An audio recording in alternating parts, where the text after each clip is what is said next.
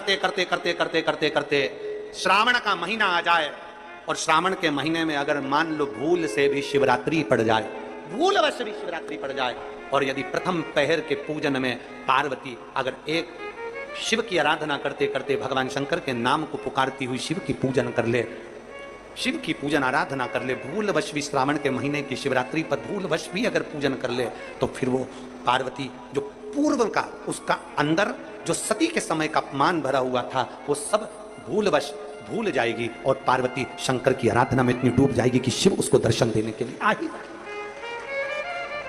हमसे कई लोग पूछते हैं, महाराज जी आप ये पूजन कराते हो ऑनलाइन, इसमें 21 गेहूं के दाने बता देते हो, कहीं काली मिर्ची बता देते हो, कहीं काली तिल बता देते हो, लाल फूल बता देते हो, ये आप भगवान शंकर की पूजन में ये सब सामग्री बता देते हो, धतूरा बता देते हो, बेलपत्र की इतने नग चढ़ाना है, ये काम करना।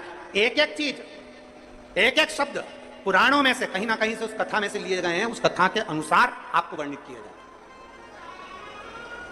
एक धतूरा, उस धतूरे को भी आपको कहा शिवरात्रि के दिन, फिर निवेदन करूंगा, जिस घर में बच्चे चिड़चिड़ कर रहे हो, बहुएं चिड़चिड़ कर रही हो, परिवार में कहीं क्लेश बना हुआ है, जब आप 2 अगस्त को शाम को 7 बजे शंकर भगवान का शिवलिंग बनाकर ऑनलाइन बैठो पूजन करने के लिए, आपके नगर के कोई पंडित, कोई ब्राह्मण, कोई गुरुजन आपके साथ बैठे हों, वो पूजन करा रहे हों, और अगर कोई ना मिले तो आप स्वयं टीवी के माध्यम से, मोबाइल के माध्यम से जब ऑनलाइन पूजन कर रहे होगे, उस जगह पर आपकी पूजन की सामग्री में लिखा है एक, जम के बोलो, धतूरा, एक धतूरा लिखा है। इस धतूरे के पीछे के भाग में, क्योंकि ये जो सोमवार से सोमवार तक का सावन आया है, ये 72 वर्ष के बाद आया, आपको कल कथा में कहा था। इसके पीछे के भाग में यदि पीला चंदन लगाकर, अग्र भाग में लाल चंदन लगाकर आप जिस समय पर पूजन करेंगे और धतूरा चढ़ाने का समय आए, उस समय पर जब 72 वर्ष के बाद आया, आपको कल कथा में कहा था।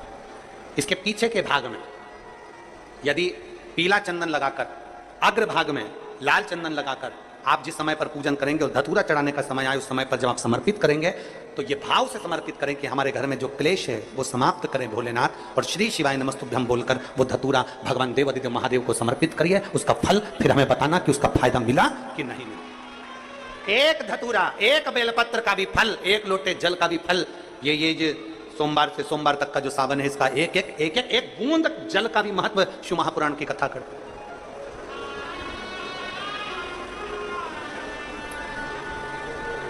किसी ने कल के पत्र में था कि गुरुजी हम जो शिवलिंग बनाएं घर में सब अलग अलग बनाएं या एक बना लें, तुम्हारी जैसी मर्जी। तुम्हारे बच्चों का मन हो रहा है कि हम भी शिवलिंग बनाएं, तुम्हारे पति का मन है, पत्नी का मन है, सब एक साथ पूजन करें, एक शिवलिंग बना ले, उसकी पूजन कर ले, जैसा तुम्हारा मन करे। पर 2 अगस्त को शाम को 7 बजे प्रथम पहर की पूजन में करो। और फिर एक बात याद रखना, 12 महीने अगर शिवलिंग बनाते हो, प्रदोष को शिवलिंग बनाते हो, सोमवार को शिवलिंग बनाते हो, बाकी के महीने में तुम शिवलिंग बनाते हो, तो उसको रात होने से पहले विसर्जन करना पड़ता है। अगर बाकी के समय शिवलिंग बनाते हो तो रात होने से पहले विसर्जन करना पड़ता है। पर जो शिवरात्रि है उसको क्या कहते हैं? शिवरात्रि। मतलब पूजन भी रात्रि को होना है, अनुष्ठान भी रात्रि को होना है, विसर्जन भी रात्रि को होना है, संपूर्ण। अगर 4 पहर की पूजन कर रहे हो तो 4 पहर का विसर्जन होता है। 4 पहर का पूजन होने के बाद फिर सुबह जब ब्रह्म मुहूर्त हो तब आप जाकर विसर्जन करो और शिवरात्रि। पर आप जब 1 पहर का पूजन कर रहे हो, मतलब शाम को 7 बजे पूजन कर रहे हो, तो शंकर जी का विसर्जन भी रात्रि को ही कर देना। शिवरात्रि है इसलिए। बाकी के समय पर अगर शिवलिंग बनाओगे तो रात होने के पहले विसर्जन करना पड़ता है। पर शिवरात्रि की पूजन कर रहे हो तो रात्रि को भी पूजन कर रात्रि को भी विसर्जन कर सकते हो। शिवरात्रि है इसलिए। अब विसर्जन करने कहां जाओगे? पानी गिर रहा है बहुत तेज, नदी नाले फूल हो रहे हैं, तालाब बावड़ी फूल हो रही है, कहीं नहीं जाना। अपने घर के बाहर एक बाल्टी में, एक तसले में पानी भर कर रखो और घर के बाहर शंकर भगवान को अपने सिर पर लेकर घर के बाहर निकलो, बड़े आनंद के साथ में, ढोल नगाड़े के साथ में, थाली बजाते हुए, घंटी बजाते हुए, हर हर महादेव बोलते हुए, बोल बम बोलते हुए शिव जी का विसर्जन। कहीं मत जाओ, घर के बाहर एक तसले में पानी भर लो, उसमें विसर्जन। जब वो पानी मिट्टी गल जाए तब किसी पेड़ में, किसी वृक्ष में उसको डाल दो। कहीं जाने की जरूरत। नदी नाले पानी के समय में फूल जाते हैं, बहुत पानी भरा रहता है, ध्यान रहे, पता नहीं मिट्टी चिकनी होती है, स्मरण। तो घर के बाहर, अपने घर के बाहर उसका विसर्जन। बहुत सारी दौलत नहीं है आपके पास में, इतना धन नहीं है आपके पास में, कोई वस्त्र, कोई आभूषण, कोई सामान नहीं दे सकते ना आप किसी को कुछ भी। शिव महापुराण की कथा कहती है कम से कम चेहरे की प्रसन्नता तो दीजिए, स्माइल तो दीजिए, थोड़ा सा मुस्कुराहट तो दीजिए। ये तो है ना अपने पास में, ये तो अपने पास है ना कि अपन मुस्कुराहट दे सकते हैं, अपन चेहरे की प्रसन्नता दे सकते हैं, अपन अपने चेहरे की स्माइल दे सकते हैं। हाँ, ये जरूर है कि बड़े बड़े जो ऑफिसर होते हैं, बड़े बड़े पद पर बैठने वाले होते हैं, वो इतना मुस्कुराते नहीं है। क्योंकि वो इसलिए नहीं मुस्कुराते क्योंकि अगर मुस्कुरा दिए तो फिर ये काम उनको करना पड़ेगा, इसलिए वो भले अपनी जगह पर सहज है।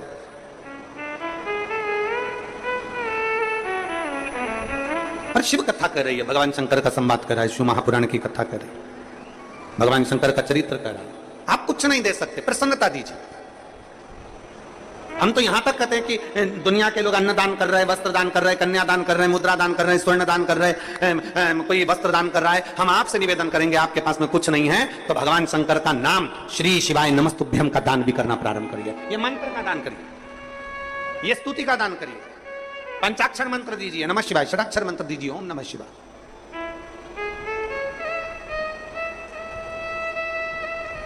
आप में से कितने लोग हैं जो भगवान शंकर के मंदिर में जब जल चढ़ाने जाते हैं तो श्री शिवाय नमस्तुभ्यम अच्छी जम के गूंजते हैं? कहते हो जम के? 4 लोगों तक तुम्हारी आवाज पहुंचे, शंकर को जल चढ़ाओ। और जल चढ़ाते चढ़ाते जिस मंदिर के प्रांगण में जितने बैठे हो, बाहर नंदी बैठा है, मां जगतजननी बैठी है, गणेश जी बैठे हैं, षडानंद कार्तिकेय बैठे हैं, और शास्त्र कहता है शंकर भगवान का जहां जल चढ़ता है उसके सामने से जो जल निकलता है उस स्थान पर 33 कोटि देवता बैठते हैं। हम एक अकेले शिव जी को नहीं बोलते, हम जितने देवता यहां पर विराजमान हैं, जब हम जम के बोलते हैं श्री शिवाय नमस्तुभ्यम, उन सभी को नमन हो जाए, उन सभी को। कितनी भी बड़ी बीमारी हो, कितना बड़ा भी रोग है, कैंसर जैसी बीमारी से जूझ रहे हो, किडनी लीवर तक अगर खराब हो गया है तो शंकर का गुणगान करिए। 1 लोटा जल शिव जी पे चढ़ाकर उसका आचमन करना, एक पत्र है देखिए में आ जाते हैं। और शिवलिंग की आकृति में आने के बाद फिर हम भगवान शंकर का गुणगान करते हैं कि शिव इन सब का कल्याण करने वाले, ओ गढ़दानी तू सदा कृपा करने वाले, करुणा करने वाले, कृपा करना, करुणा करना। श्री शिवा नमस्तु। आप भी जब प्रणाम करें, आप भी जब गुणगान करें, आप भी जब मंत्र जाप करें, दोनों हाथ भी जब प्रणाम करें, आप भी जब गुणगान करें, आप भी जब मंत्र जाप करें, दोनों हाथ जोड़कर शंकर के पास जाएं, दोनों हाथ उठाकर हर हर महादेव भगवान शिव की स्तुति करें, भगवान शंकर का स्मरण करें, दोनों हाथ। कितना सुंदर कहा है। कई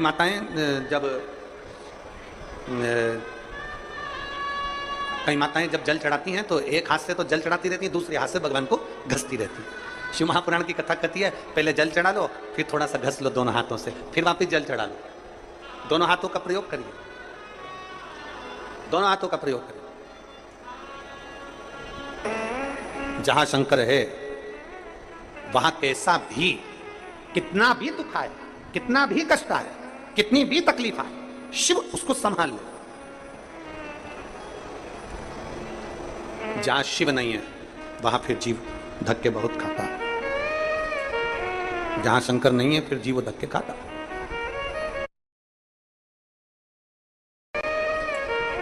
जहां शंकर नहीं है फिर जीव धक्के खाता। आपके घर में भले छोटा सा शिवलिंग हो, पत्थर का हो, पाषाण का हो, पीतल का हो, चांदी का हो, सोने का हो, लोहे का हो, कांच का हो, कैसा भी हो, हीरे का हो, मोती का हो, कैसा भी हो, पर अपने घर में पत्थर का, लकड़ी का, कैसा भी अपने घर में एक शिवलिंग होना जरूरी है। एक शंकर का शिवलिंग हमारे घर में होना जरूरी है। गला खींच रहा है, बहुत खींच के बोलना पड़ रहा है कथा को। हमारे घर में शंकर का एक शिवलिंग होना जरूरी है, बहुत जरूरी। वो किसी का भी हो, भले वो कैसा भी हो, भले वो नर्मदा जी के कंकर का हो, सीहोर के कंकर का हो, चाहे कैसा भी कुबेरेश्वर बाबा के कंकर का हो, और शिवलिंग शिवलिंग घर में हो।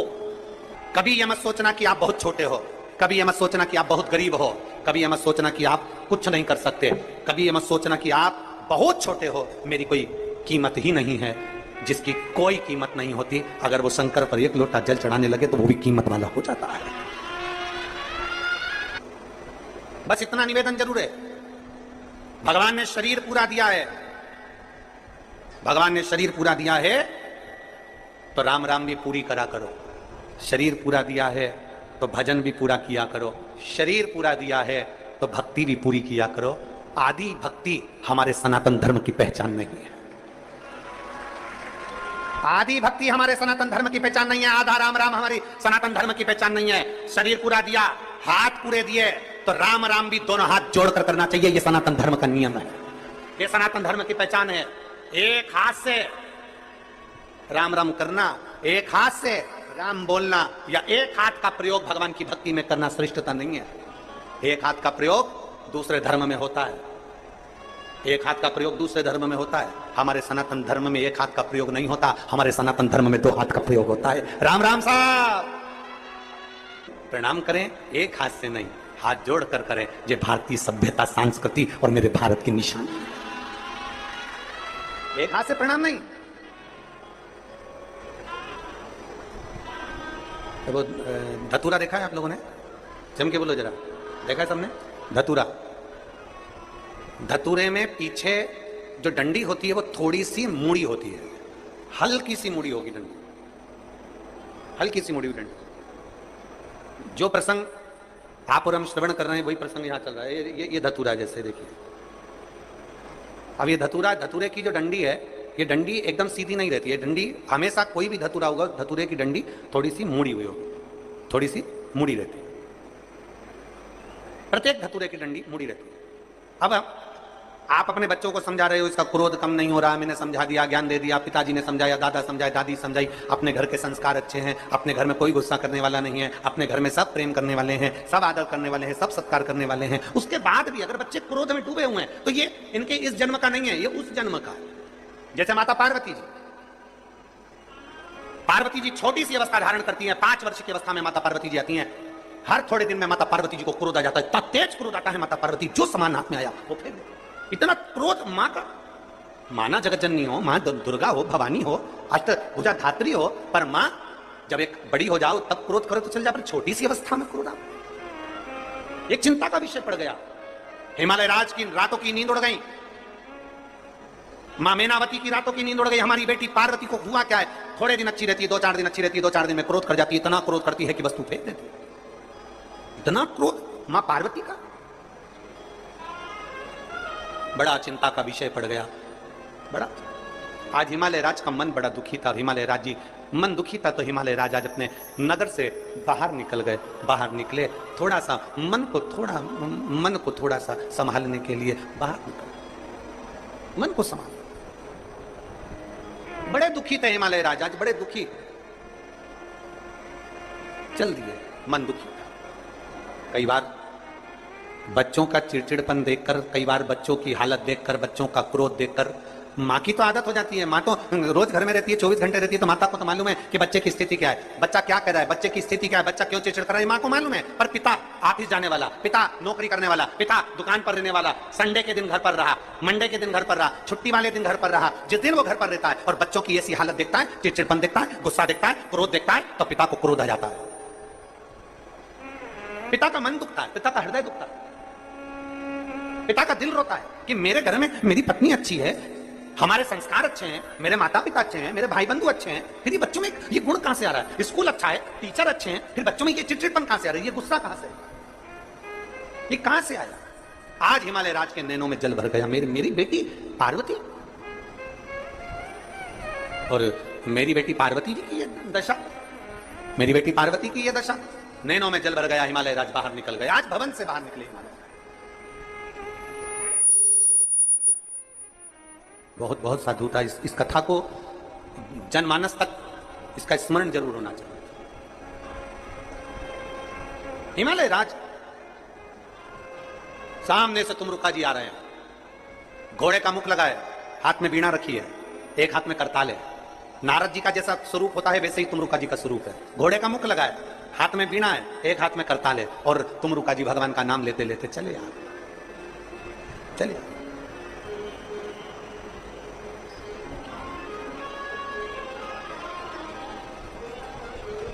हिमालय राज ने जो तुमरुका जी को देखा,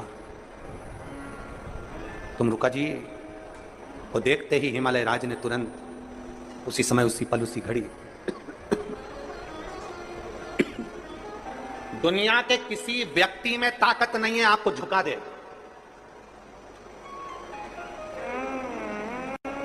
घर से टूटता है, सबसे ज्यादा झुकता है तो अपने घर से झुकता है। ये है तो जरूर पूर्व समय का अनुमान होगा। तुमरुका जी ने कहा, मैं आपकी बेटी के दर्शन करना चाहता हूं, बेटी के दर्शन।